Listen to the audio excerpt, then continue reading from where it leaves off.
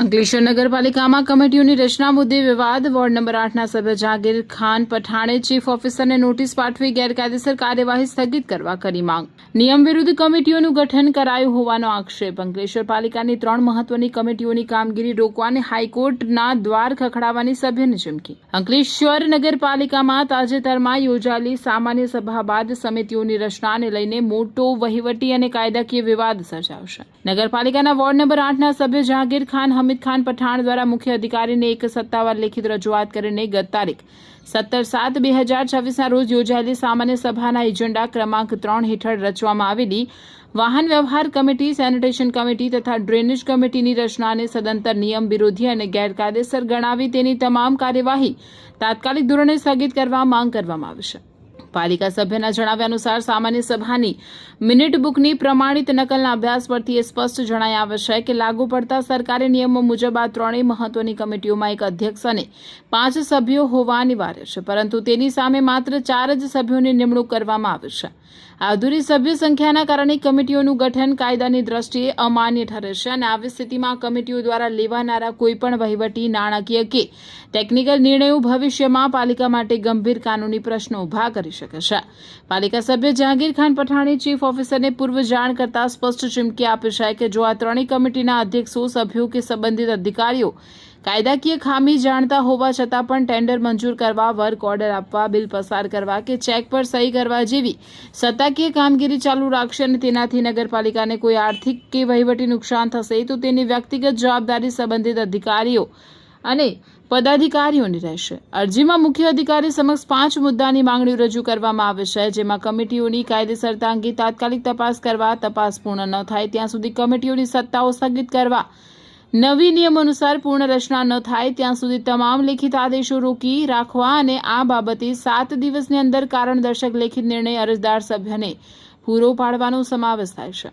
જો નિર્ધારિત સમય મર્યાદામાં નગરપાલિકા તંત્ર દ્વારા યોગ્ય અને કાયદેસરની કાર્યવાહી કરવામાં નહીં આવે તો ગુજરાત નગરપાલિકા અધિનિયમ 1963ની કલમ 258 હેઠળ પ્રાદેશિક નગરપાલિકા કમિશનર સમક્ષ દાદ માંગવામાં આવશે અને જરૂર જણાય નામદાર ગુજરાત હાઈકોર્ટના દ્વાર ખખડાવવાની પણ ચીમકી ઉચ્ચારવામાં આવતા સ્થાનિક રાજકારણ અને પાલિકાના વહીવટી આલમમાં ભારે ગરમાવો આવી ગયો છે. આજ રોજ આપના મીડિયમના માધ્યમથી અંકલેશ્વર શહેરની પ્રજા તેમજ આ વહીવટકર્તાઓને અવગત કરવાના કે ગઈકાલે જે સાધારણ સભા ગઈ અને એમાં જે સમિતિઓની રચના કરી એમાં હું માનું ત્યાં સુધી આ નવા નિશાળીયાઓને તો લાંબુ નોલેજ નહીં હોય, પણ જૂના સભ્યો તેમજ એ લોકોના આકાઓને પણ કાયદાના બંધારણનું કે કોઈ જ્ઞાન ન હોય એવું મારા મતે હું માનું છું. કેમ કે આ સમિતિઓની જે રચના થઈ એમાં નગરપાલિકા અધિનિયમ 271 મુજબ અંકલેશ્વર નગરપાલિકાના જે પેટા કાયદાઓ હોય છે જે મુજબ આ સમિતિઓની વરણી કરવાની હોય છે અને બોમ્બે એક્ટ મુજબ અંકલેશ્વર નગરપાલિકાના પેટા કાયદામાં કારોબારી સમિતિમાં જેટલા સભ્યો હોય એમાંથી દરેક સમિતિમાં 2 સભ્ય સમાવવાની જોગવાઈ પેટા કાયદામાં થયેલી છે, પરંતુ એ પેટા કાયદાની ધરાર અવગણના કરીને ગેરબંધારણીય રીતે આ સમિતિઓમાં વાહન વ્યવહાર સમિતિ, સેનિટેશન સમિતિ અને ડ્રેનેજ સમિતિ એ સભ્યોની નિમણૂક કરવામાં આવી છે અને એના ચેરમેન નિયુક્ત કરવામાં આવ્યા. અમારી દ્રષ્ટિએ આ સદંતર રીતે ગેરબંધારણીય અને નગરપાલિકા એક્ટ મુજબ જે કારોબારી સમિતિ છે અને કારોબારી સમિતિ બાદ જે પેટા સમિતિઓ છે તેમાં સામ્યતા જોવા મળતી નથી. એટલે અમારી આ શાસકોને એક ચેતવણી એ પણ છે કે જ્યાં સુધી આગામી સભામાં આ સુધારો ન થાય ત્યાં સુધી આ 3 કમિટીને સ્થગિત કરવી અને તેઓ દ્વારા જો કોઈ કાર્યવાહી કરવા આવશે કે નગરપાલિકાને સંબંધિતના કોઈ પણ પેમેન્ટ કે કરવામાં આવશે તો એ સમિતિઓ સામે અમારે 70 મુજબ કાર્યવાહી કરવાની રહેશે. આ હું અમારા તમામ 11 સભ્યોની એક સંયુક્ત ચર્ચા બાદ અમે આ નિર્ણય પર આવ્યા છે કે આની સામે અમારે યોગ્ય કાયદાકીય કાર્યવાહી કરવા માટે અમે અમારા સભ્ય જહાંગીરભાઈ છે, રફીકભાઈ છે, જે સિનિયર સભ્યો છે, એને અનુરોધ કરીએ છીએ. અંકલેશ્વર નગરપાલિકા સભાખંડની અંદર 17/7/2026ના રોજ એક સામાન્ય સભા મળી હતી, જેની અંદર 1 થી 15ના કામો હતા. કામ નંબર 3, જેની અંદરમાં સમિતિઓની રચના હતી. એ સમિતિઓની રચનાની અંદરમાં જે નિયમ અનુસાર થવું જોઈએ તે પ્રમાણે થઈ નથી.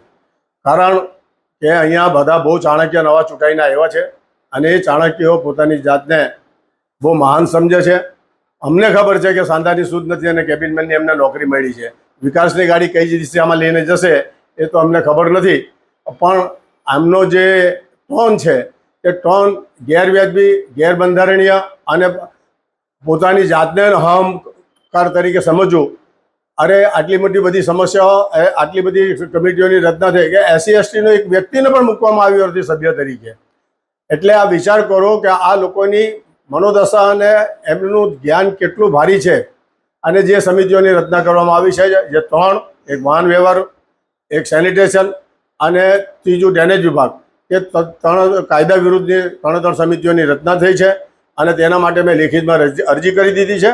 અને અરજીના આધારે જો આ લોકો કોઈ પણ પદ સંભાળી અને કોઈ પણ જાતનું કામ કરશે તો 70 મુજબની કાર્યવાહી કરીશું અને 258 હિસાબમાં અમે RCMની અંદરમાં અપીલ કરીશું. હાલ પડતા મુખ્ય અધિકારીને અરજી આપી અને એમને જાણ કરવામાં આવી છે કે આવો કોઈ કૃત્ય ન થાય, તેની જિમ્મેદારી તમારી રહેશે. જય હિન્દ, જય ગરવી ગુજરાત.